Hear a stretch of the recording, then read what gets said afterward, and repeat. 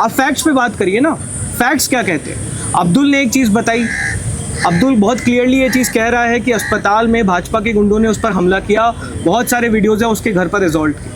अगर आप कह रहे हैं कि नहीं ये तो नॉर्मल सी घटना थी, तो आप फैक्ट्स बताइए। आप सोशल मीडिया पे किस तरह के ट्वीट कर रहे हैं और अपने आप को बहुत वो बता रहे हैं। आपकी खुद की पुलिस वहाँ पर गुंडों को संरक्षण दे रही थी। आप इंदस पुलिस स्टेशन के जितने भी लोग हैं, आप उनकी पूरी जांच कराइए इंडिपेंडेंट अथॉरिटी से और पूरा सच देश के सामने आने दीजिए। तो कल जब आप बांकुड़ा पहुंचे थे तो वहाँ लेफ्ट के कुछ स्टूडेंट लीडर्स भी थे, आशु शतरूप थे, तो क्या आगे चल के यहाँ कई सारे विरोधी जो दल है वो आपके पक्ष में बात कर रहे हैं, तो क्या यहाँ पर आपका जो आगे चलना होगा अगर आपको समर्थन की जरूरत? सर, हमारा एक एजेंडा था। जंतर मंतर पर जब हम प्रोटेस्ट के लिए बैठे थे तो हम सरकार से जवाबदेही मांगने के लिए बैठे थे, हम धर्मेंद्र प्रधान के इस्तीफे के लिए बैठे थे। आज हमारे क्लियर एजेंडा है कि हमें इस देश के सरकारी स्कूल फिक्स करने हैं। जितने भी लोग, चाहे वो किसी भी पॉलिटिकल एफिलिएशन से हो, चाहे वो किसी भी पॉलिटिकल पार्टी से हो, चाहे वो भाजपा से ही क्यों ना हो, अगर वो सरकारी स्कूल को फिक्स करना चाहते हैं, अगर वो हमारी मुहिम के साथ जुड़ना चाहते हैं तो उनका स्वागत है। मैं आज भाजपा को एक आइडिया देता हूँ, अगर आप सही में जेनजीज के लिए कुछ करना चाहते हैं तो क्यों नहीं आप आगे होकर बताइए कि हम स्कूल एजुकेशन को रिफॉर्म करने के लिए ये 5 चीज़ें करेंगे। आप करिए, आपको पूरा मौका दे रहे हैं, हम सपोर्ट करेंगे। आप बताइए कि आप 5 स्कूल एजुकेशन को सुधारने के लिए ये रिफॉर्म्स करेंगे। इस देश में जो 95,000 स्कूल पिछले कुछ सालों में बंद हुए हैं, उनको खोलने के लिए आप क्या करेंगे? हमारे पब्लिक एजुकेशन का बजट बढ़ाने के लिए आप क्या करेंगे? हम समर्थन करेंगे आप। কনফিডেন্সটা বেশ লো দেখছি। রিসেন্টলি টেস্ট করিয়েছো? হ্যাঁ ডাক্তারবাবু, প্রি টেস্টের পরের দিনই করিয়েছি। ও তুমি মাধ্যমিক দেবে, তাহলে মক টেস্ট করো।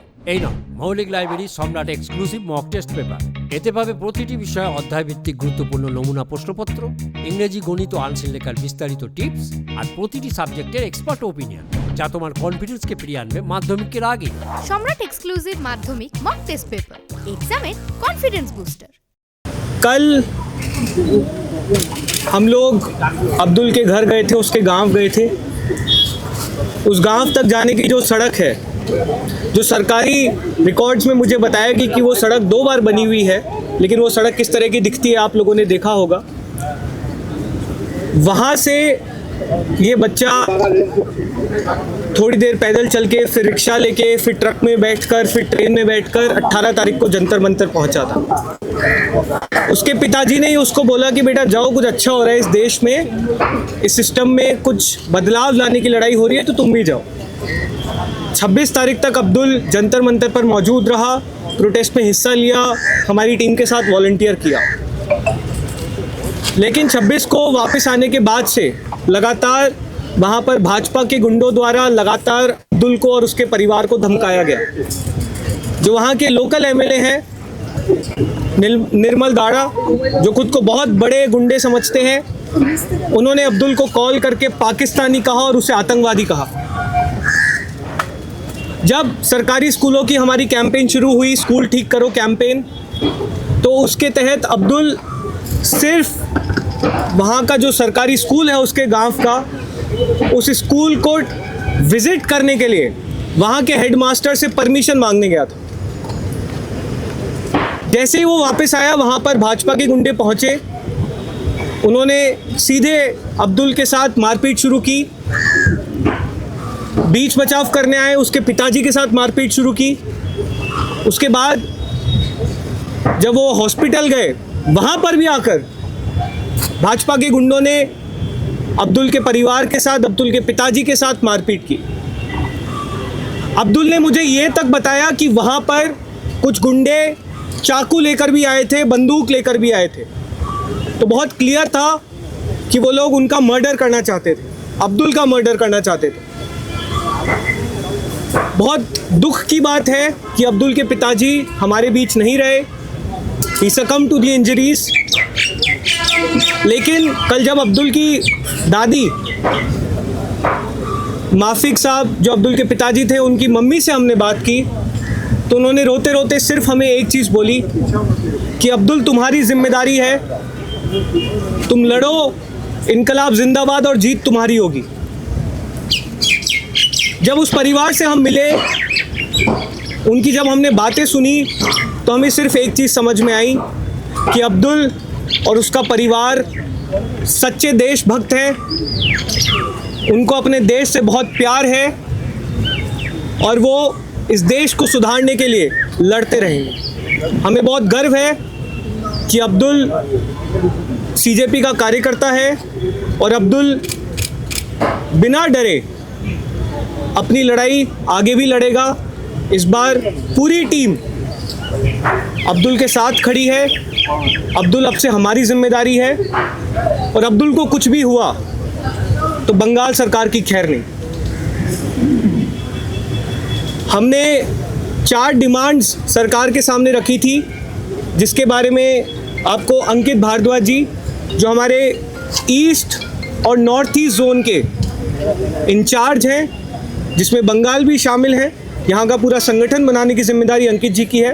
तो क्या 4 डिमांड्स थी, उसके बारे में अंकित जी आपको बताएंगे। साथियों, अब्दुल के परिवार की सिक्योरिटी को देखते हुए एक डिमांड हमने ये रखी है कि अब्दुल के पूरे परिवार की सिक्योरिटी सरकार को मुहैया करानी पड़ेगी। उनकी जिम्मेदारी है, सुबह शाम अब्दुल के परिवार को कुछ नहीं होना चाहिए। जो लोग भी इसमें इन्वॉल्व थे जिन्होंने अब्दुल के पिताजी पर हमला किया था, अब्दुल पर हमला किया, उनके फैमिली पर हमला किया, वो सारे लोग करीब 15-20 लोग थे, हमारी नॉलेज में आया है, लेकिन सिर्फ 4 लोग अभी तक पकड़े गए हैं। उसके अलावा पुलिस वाले वहाँ पे लोग थे, थाने के लोग थे, उन लोगों का भी बहुत नेग्लिजेंस था। तो हमने ये भी डिमांड की है उनकी भी इन्वेस्टिगेशन की जाए और जो भी लोग इस नेग्लेंस में इन्वॉल्व थे उनके ऊपर भी एक्शन लिया जाए सख्त। उसके अलावा हमने जब अब्दुल से पूछा कि आपको कोई कंपनसेशन की रिक्वायरमेंट है, तो उस लड़के ने, उस देशभक्त ने बहुत बढ़िया जवाब दिया कि मुझे कोई कंपनसेशन नहीं चाहिए, मुझे स्कूल ठीक करने हैं, यही मेरा एम है। तो आप एक स्कूल मेरे पापा जी के नाम पे बनवा दो, जनाब तारिक जी के नाम पर एक स्कूल बनवा दो आप, ये उसकी डिमांड थी। तो यही चौथी हमारी डिमांड है। इन चारों डिमांडों को इंश्योर करने के लिए हमारा एक डेलीगेशन, सीजीपी का डेलीगेशन अब्दुल के घर पर रहेगा। आकाश जी हमारे साथी, इनकी लीडरशिप में, ये हमारे बहुत मजबूत साथी हैं, इनकी लीडरशिप में हमारे लोग यहाँ पर रहेंगे और ये इंश्योर करेंगे कि जो हमने 10 दिन का अल्टीमेटम दिया है, सरकार इन चारों डिमांडों को 10 दिन के अंदर पूरी करे। अगर सरकार इन चारों डिमांडों को पूरी नहीं करती है तो जैसा कि हमने बताया था कि हम उस डिस्ट्रिक्ट का घेराव करेंगे, वहाँ के एसडीएम ऑफिस का घेराव करेंगे और सरकार को मजबूर करेंगे कि चारों डिमांडें पूरी करें। आगे की जो डिटेल है वो हमारे साथी विजय जी बताएंगे। तो विजय हमारे साउथ जोन के हेड हैं और उसके साथ ही हमारे मीडिया कोऑर्डिनेटर भी हैं। हम लोगों ने डिसाइड किया है कि अब्दुल के लिए हम लोग एक फंड रेजिंग कैंपेन की शुरुआत करेंगे। उसकी डिटेल्स आपके साथ विजय शेयर करेंगे और बंगाल में आगे की हमारी रणनीति क्या रहेगी उसके बारे में भी विजय आपसे 2 मिनट बात करेंगे। उसके बाद मैं आप लोगों को आज की एक और घटना के बारे में बताना चाहूँगा। आज हमारा एक मीटअप प्लान था, लेकिन उस मीटअप में किस तरह की दिक्कतें सरकार द्वारा पैदा की गई उस बारे में हम बात करें। विजय जल्दी से विजय पूरा नाम बताइए। मेरा नाम विजय रेड्डी मल्लंगी है, मैं हैदराबाद तेलंगाना से हूँ। और जब हमने अब्दुल जी से मिला था, उनका परिवार बहुत गरीब परिवार है। हमने सोचा है कि हम और एक डिमांड रखेंगे इस सरकार के आगे कि उनको अच्छी सी कॉम्पेंसेशन मिले, कम से कम 1 करोड़ रुपए की कॉम्पेंसेशन मिले। लेकिन अब्दुल ने मना किया। अब्दुल ने बोला कि मेरा पापा तो चले गए, लेकिन मुझे पैसे की कोई लालच नहीं है, मुझे कॉम्पेंसेशन नहीं चाहिए, मुझे मेरे विलेज में, मेरे डिस्ट्रिक्ट में मेरे पापा के नाम पे एक स्कूल चाहिए। तो ये तो सरकार करना पड़ेगा इस सरकार को, और हम जिम्मेदारी लेना चाहते हैं अब्दुल के लिए कॉम्पेंसेशन के लिए फंड रेज करने का जिम्मेदारी। तो हम उनका अकाउंट नंबर, उनका अकाउंट डिटेल्स भी हम पब्लिक करेंगे कल। तो हम रिक्वेस्ट करते हैं सारे वेस्ट बंगाल के सिटीजन से, सारे देश के युवाओं से और छात्रों से कि 1-1 रुपये अगर आप अब्दुल के लिए डोनेट कर सकते हैं, वो उनको बहुत मदद मिलेगी, उनके फैमिली को भी बहुत मदद मिलेगी। और उसके साथ साथ हम ये भी कहना चाहते हैं कि हमने बहुत सुना है कि वेस्ट बंगाल में लगभग 8000 स्कूल बंद हो चुके हैं पिछले 2-3 सालों में। तो हम रिक्वेस्ट करते हैं गवर्नमेंट से कि आप लोग, जो कोई नौजवान अगर वो स्कूल के बारे में, वो शिक्षा के बारे में आपके स्कूल के दरवाजे को खटखटाएगा, उसकी मौत नहीं होनी चाहिए, उसके ऊपर हमला नहीं होनी चाहिए। शिक्षा की भूमि है वेस्ट बंगाल। रविंद्रनाथ टैगोर ने जितना सिखाया पूरा देश को, ये शिक्षा को आप इस वेस्ट बंगाल का एग्जाम्पल बनाना चाहिए, वायलेंस को नहीं। तो हम यही विनती करते हैं, अगर आप ऐसे ही करते जाओगे तो बहुत गलत एग्जाम्पल एग्जाम्पल सेट होगा पूरे हिंदुस्तान में। वेस्ट बंगाल के बारे में तो हम ये विनती करते हैं कि छात्रों के ऊपर और स्टूडेंट्स के ऊपर आप विद्या की बात करें, आप शिक्षा की बात करें और वायलेंस ना करें। आज हमारा सीजेपी का मीटअप प्लान था, आप लोगों ने उसकी डिटेल्स देखी होगी। भारत सभा हॉल में कोलकाता में ही है, वहाँ पर ये मीटिंग प्लान थी, इंटरनल मीटिंग थी।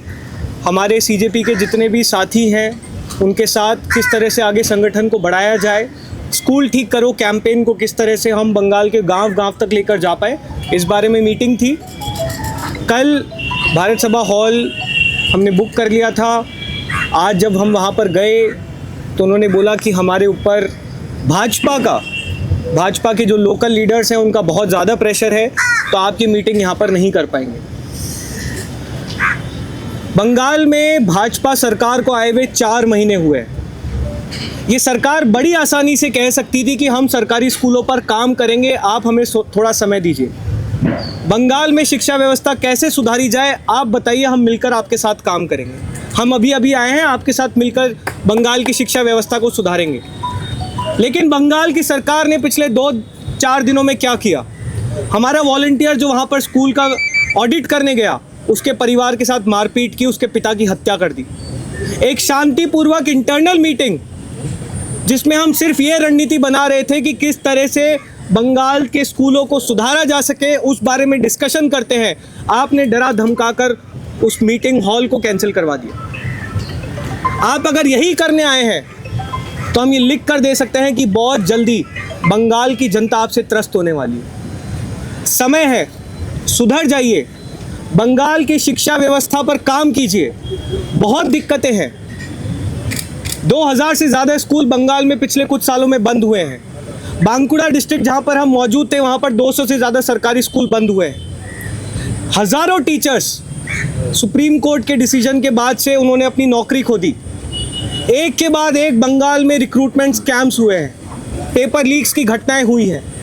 यहाँ के कॉलेजेस का हाल किसी से छुपा नहीं है, यहाँ की यूनिवर्सिटीज़ का हाल किसी से छुपा नहीं है। आप लोगों के पास मौका है, या तो आप गुंडागर्दी करिए जैसा कि पूरे देश में भाजपा के गुंडे कर रहे हैं, भाजपा की सरकारें कर रही हैं, या फिर आपके पास मौका है कि आप प्रोग्रेसिवली बंगाल की शिक्षा व्यवस्था को सुधारें।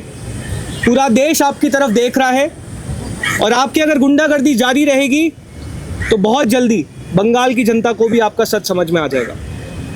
हम डरने वाले लोग नहीं हैं। आपको जितनी हिंसा फैलानी है, जितनी मारपीट करनी है, जितने लोगों को अरेस्ट करना है आप कर लीजिए। बंगाल की और पूरे देश की शिक्षा व्यवस्था को हम सुधार के रहें।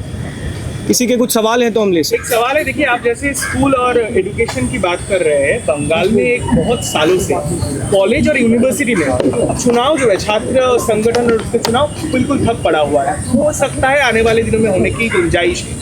क्या उस चुनाव में आपकी पार्टी या फिर आपकी कोई भागीदारी रहेगी, या फिर मेनस्ट्रीम जो स्टूडेंट ऑर्गेनाइजेशन से उनके साथ आप सपोर्ट एक्सटेंड करेंगे, ऐसा कुछ? छात्र संघ चुनाव बहुत बड़ी दिक्कत है। मैं राजस्थान से आता हूँ, राजस्थान में ही बहुत सालों से छात्र संघ चुनाव नहीं हुए हैं और ये किसी एक पॉलिटिकल पार्टी का मुद्दा नहीं है, ये हमारे पूरे देश में छात्रों का मुद्दा है।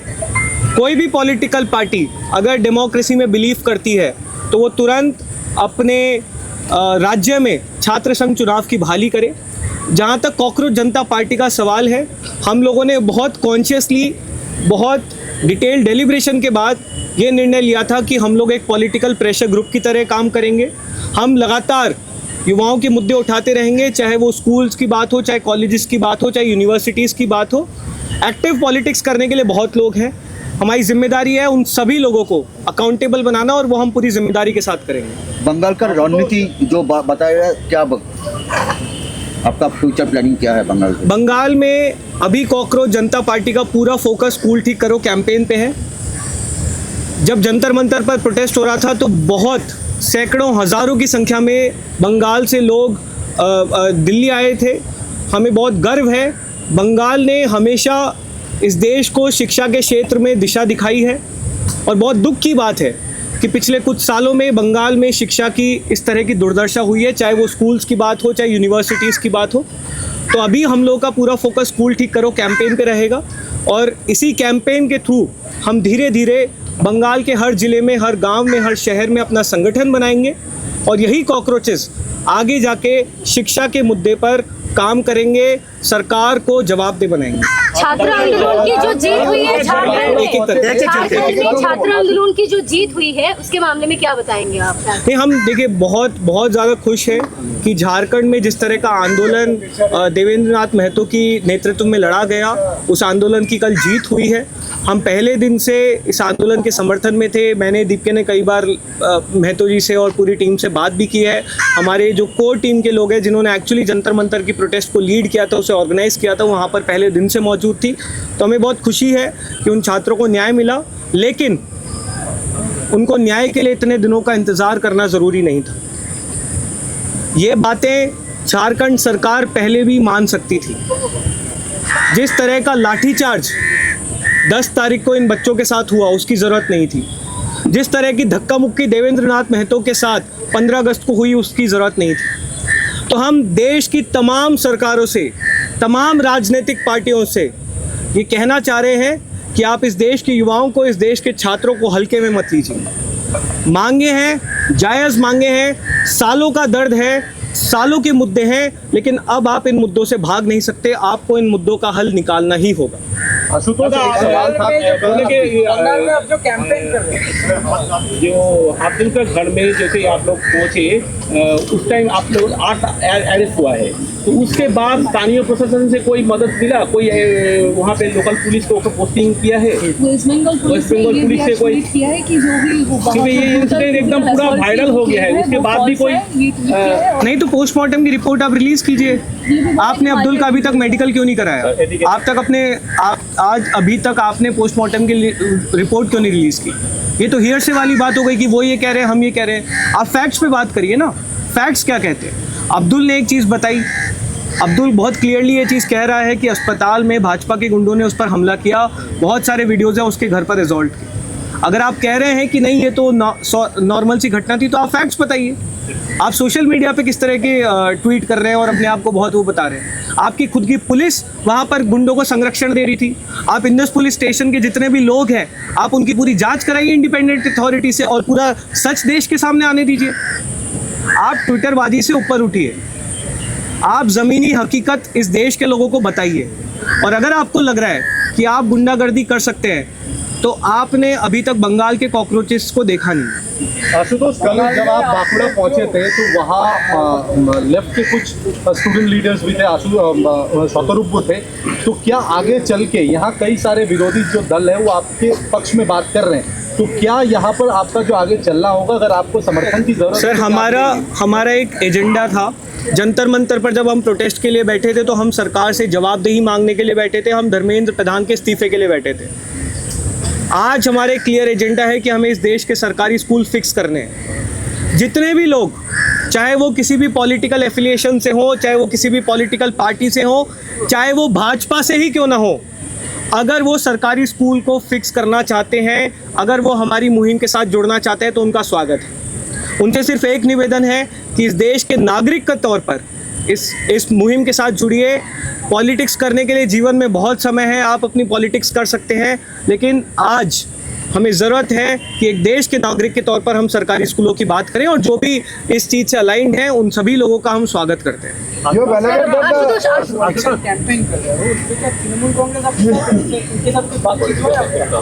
ये देखिए, तृणमूल कांग्रेस और तमाम जितने भी यहाँ पर पॉलिटिकल पार्टीज़ हैं, लेफ्ट की पॉलिटिकल पार्टीज़ हैं, और देश में भी चाहे वो समाजवादी पार्टी हो, चाहे आम आदमी पार्टी हो, चाहे डीएमके हो, कांग्रेस भी हो, तो सभी राजनीतिक पार्टियों ने जंतर मंतर के हमारे प्रोटेस्ट का समर्थन किया था। तृणमूल से भी कई सांसद जंतर मंतर पर मौजूद थे, उनका समर्थन था।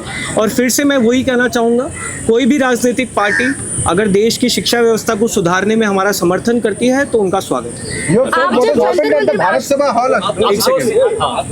राहुल गांधी लगातार छात्रों की बात कर रहे हैं, छात्रों की गूंज कर रहे हैं, तमाम शहरों में जा रहे हैं, जहाँ भी जा रहे हैं उनका परमिशन कैंसिल हो रहा है।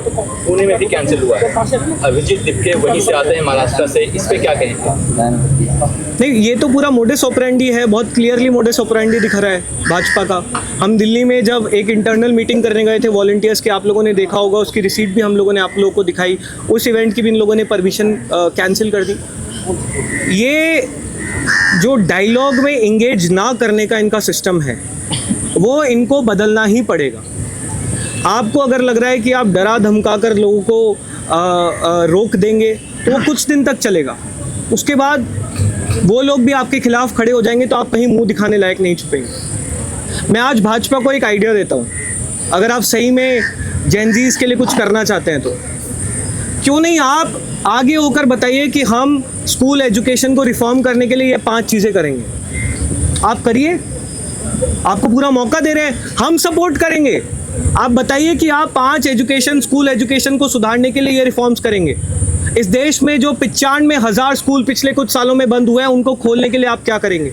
हमारे पब्लिक एजुकेशन का बजट बढ़ाने के लिए आप क्या करेंगे? हम समर्थन करेंगे आपका।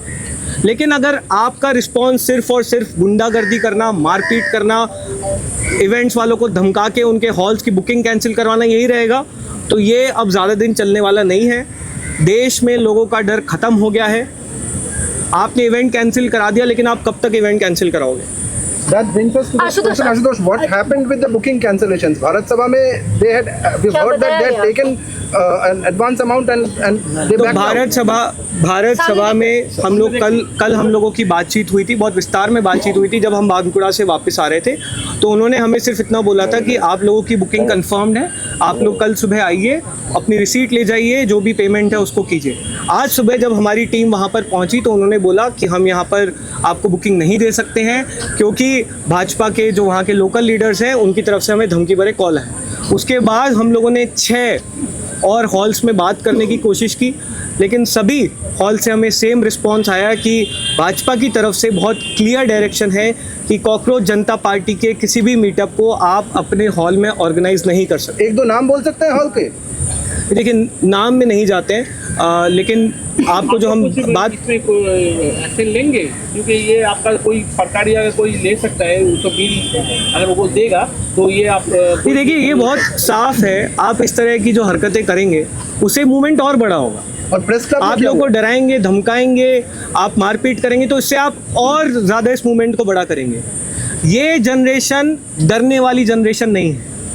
इस जनरेशन के साथ मारपीट करके उनको जेल में भेज के आप चुप नहीं करा सकते। इनफैक्ट आप जितना ज़्यादा ये चीज़ करोगे ये जनरेशन उतनी ज़्यादा खड़ी होगी। अभी भी समय है, सुधर जाइए, बात करिए, फीडबैक लीजिए, रिफॉर्म्स लेके आइए। आपके पास मौका है, आपके पास मौका है अपने मॉडल को चेंज करने का, लोगों के असल मुद्दों को हल करने का। अपनी रणनीति बदलिए, वरना बहुत जल्दी बहुत देर हो जाएगी और फिर आपके पास मौका नहीं होगा अपनी गलतियों को सुधारने का। टीएमसी का जमाना में सबसे ज्यादा करप्शन हुआ है इस स्टेट में, और आप लोग बोल रहे हैं टीएमसी आप लोगों का पास है।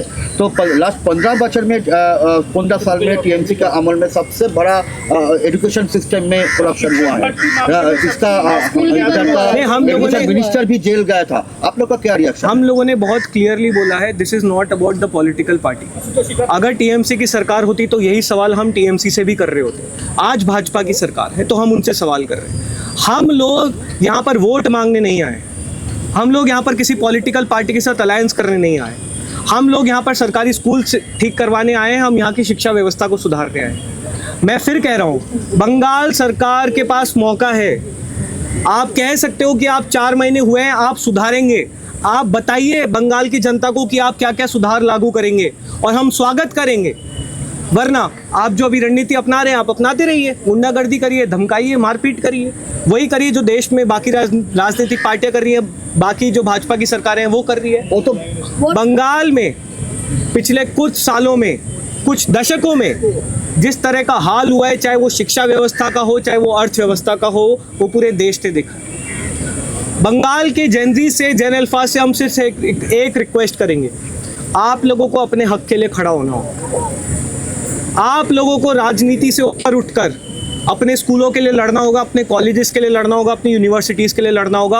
और कॉकरोच जनता पार्टी आप लोगों के साथ खड़ी है, आपके पीछे खड़ी रहे।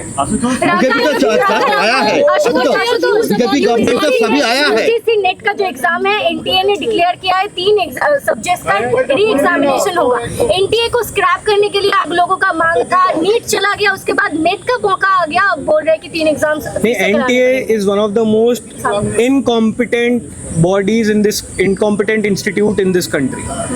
हम लोगों ने बहुत साफ शब्दों में बोला है कि एनटीए को आप ट्रांजिशन करा के एक टेक्निकल एजेंसी बनाइए। आप एग्ज़ाम्स ठीक से नहीं करा पा रहे हैं, यू हैव फेल्ड। एनटीए को एक प्राइवेट ऑर्गेनाइजेशन की तरह ट्रीट किया गया है जहाँ पे सिर्फ भ्रष्टाचार हुआ है और जहाँ पर सिर्फ पेपर लीक हुए हैं। हम फिर से सरकार से मांग करते हैं कि एनटीए को आप डिसॉल्व कीजिए, सरकारी जितने भी परीक्षाएं हैं उनकी प्रॉपर ऑडिटिंग कीजिए, उनकी एंड टू एंड मैपिंग कीजिए। किसी भी तरह की चूक नहीं होनी चाहिए। जब तक आप स्ट्रक्चरल रिफॉर्म्स नहीं लेकर आएंगे, पेपर लीक रुकने वाले नहीं हैं। हम पढ़ रहे थे कि वहाँ पर ग्रामेटिकल मिस्टेक्स हुई है और इस तरह की टेक्निकल मिस्टेक्स हुई हैं। ये अगर एनटीए जैसी सेंट्रल संस्था करा रही है तो हम देश के बाकी संस्थानों से क्या उम्मीद रखेंगे? और डिजिटल सेंसस को लेकर क्या बोलेंगे? डिजिटल सेंसस जैसे हमने देखा कि सीजीपी का कैसे तैयार हुआ, एक देखा जा रहा है कि दिमागी नक्सल करके जो विवाद चल रहा है, कल उसका एक सोशल मीडिया प्लेटफॉर्म तैयार हो रहा है, लाखों के तादाद पर लोग जुड़ रहे हैं। इसको सीजीपी किस तरीके से देख रही है? मैं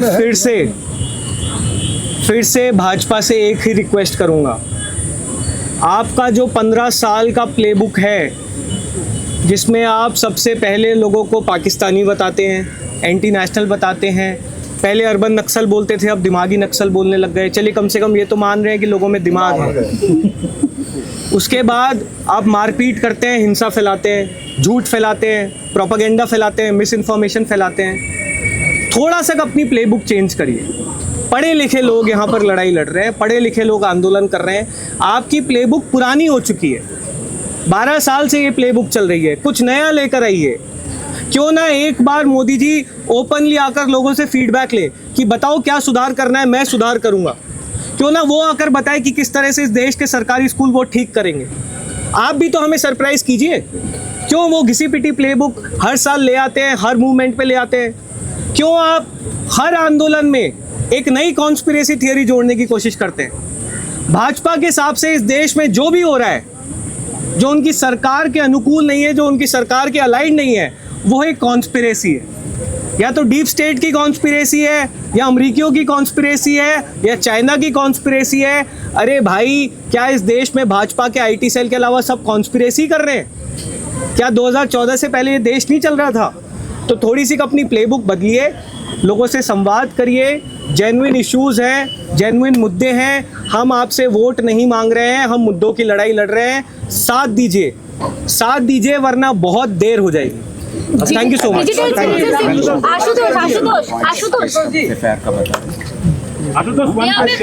सेंसरशिप को लेकर क्या कहेंगे? जंतर मंतर में हम देखें फंडिंग जो क्या डीप स्टेट फंडिंग जो पार्टी से उसको बैन कर देना चाहिए। डीप स्टेट फंडिंग क्या? फंडिंग जो पार्टी जो आ रहा है, दिमागी नक्सल वगैरह वगैरह। अच्छा, आप कह रहे हैं कि वो डीप स्टेट फंडेड है? उन्होंने तो बोला है कि वो पीएम केयर्स के फंड से आई है। पीएम केयर्स फंड की एक बार जांच करा के पता कीजिए कि उन लोगों ने फंड किया है क्या। बहुत सालों से उसके बारे में किसी को पता नहीं है। थोड़ा पता कराइए। सीजेपी को भी पीएम केयर्स फंड से ही पैसा मिल रहा है, उसकी ऑडिट करवाइए, सच लोगों के सामने लेकर आइए। ईडी सीबीआई आपके सारे रिसोर्सेज आपके हैं, पता कराइए फंडिंग कहाँ से आ रही है। और ये भी पता कराइएगा कि इस देश में 50-50 करोड़ रुपए लेकर जो सांसदों को खरीदा जा रहा है, उसकी फंडिंग कहाँ से आ रही है। इस देश में जो भाजपा ने इतने चमकने वाले हर जिले में जो कार्यालय बनाए, उसकी फंडिंग कहाँ से आ रही है, ये भी पता करिएगा।